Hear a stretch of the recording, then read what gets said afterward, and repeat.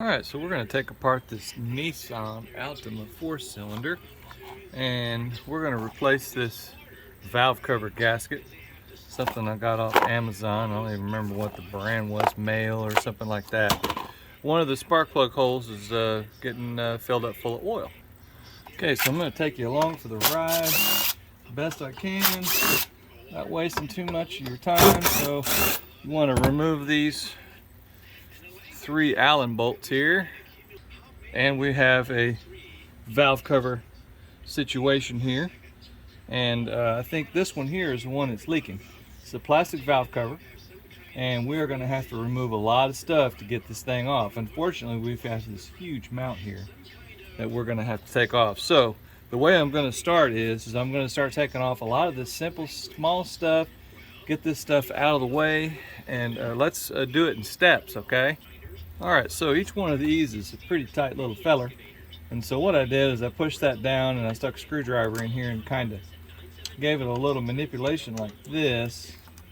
And that gets them off pretty easy. So those are all loose. As you can see, I'm not taking them off all the way because this harness is in the way. So I'm going to pop this harness loose here. And I think there's a place here and here. Take these 2 grounds off. I'm going to pop these coils all out. These are all 10mm, and then I'm going to take this hose and that hose off. So I've got these loose, and they come out very easy. Of course, in this case here, all right, so we got a little tension on there. All right, little tension. I did lubricate these the last time I did them, but they still get hot, and they still don't want to cooperate. There we go. That one comes out easier, but this is the one that's been getting oil in it. You see this debris on here?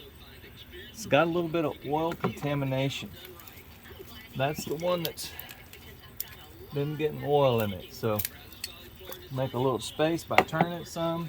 I have these coil packs marked from working on it previously, so I'll put it all back the same way. Got these ground wires off. I haven't taken these loose yet, but I wanted to show getting those out because this harness is really stiff. I'm not going to mess with it a whole lot. Okay, so this harness was so tight. So I went ahead and I disconnected the battery. Now, I always keep some of these little battery doodads, okay? When you go to the auto parts, they're always laying around the ground. Grab some extras. Take the negative battery terminal off. I'm showing the positive because I've used the negative one, but take the negative terminal off, put one of these doodads on there, keep it from touching. I'm removing this battery terminal here. I think you can see it. But I removed this here, it's a 12mm. I'm taking that off so I can get some slack in this cable. I'm gonna have to do some repairs on this harness because it's just literally falling apart. Alright, so I'm gonna pop this hose loose. I'm gonna kind of show how I did it. Now, I've got this clamp pulled back and I'm holding this hose like this. Now, this hose is kind of brittle. So I'm gonna turning and pulling, and there it is. Now, this other end is really hard. I'm gonna leave that like that for now. That one there is hard as a rock. It's probably gonna break. The thing that I care about most is not breaking this nipple that sticks out. This is a PVC valve. I don't think that I can get this one off without causing too many problems. So I'll probably break it. It'll be easier to cut this hose and replace it than risk damaging something. Okay, so sometimes you have to take the lesser of 2 evils. Okay, so I did get it to come loose. I just used this mallet here and pried it up like this, and I got it to come loose. That sucker is hard as a rock. It's cracked. You can see the crack in it right here. I will replace this hose. But the idea here behind all of this effort is to not break things, okay? All this stuff is really brittle, and if you mess with it too much, you're gonna have lots of problems. So we'll take it one step at a time. Okay, so I'm about to loosen up this bracket here, and these are 15mm. Okay, and these are 18, and these other ones are 14. This thing has got a bunch of bolts in it.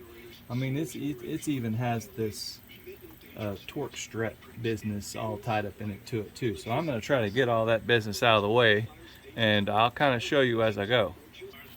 Okay, so we have the The 14mm bolts, okay, those are all the same length here. And they're going here and here and there and there. And I know you can't see them all, but it's not that big of a deal. You've got one 18mm nut. Okay, that's holding the mount on there. Okay, this is the mount. Not that big of a deal. Take the mount off. And then you'll have 3 bolts over here. Let me move this a little bit so you can see. This one is a different length than the other two. This is a 14mm here. You'll need to support the motor a little bit with a jack, because it does come loose when you do this. So pop this little fella out. He's a different length than the other ones. Okay. All right. Those two are the same. That 14mm that's in the front, a little different length. So get all those little fellers loose. Then you'll have to take this torque strut off because it's messing around and holding things too. So let me get that thing going here. All right, so I kind of looked at things here and I changed my tact. And what you want to do is on this power steering reservoir, there's a small tab in the back. So you bend that tab back and pull this little feller out, okay?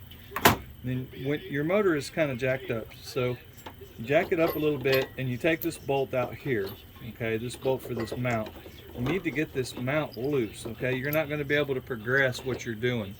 And then once you get this mount loose, then you can take these 2 bolts out here in the front, okay? That's the only thing that's holding this little fella right now. Whoops. There we go. Get those 2 bolts out. All right, so there's our 2 bolts. I think they're like a 13mm. So get rid of those, and then you can come in here and get this bracket, this giant thing, and get it out of the way because you can't take the valve cover off with that on there. All right, so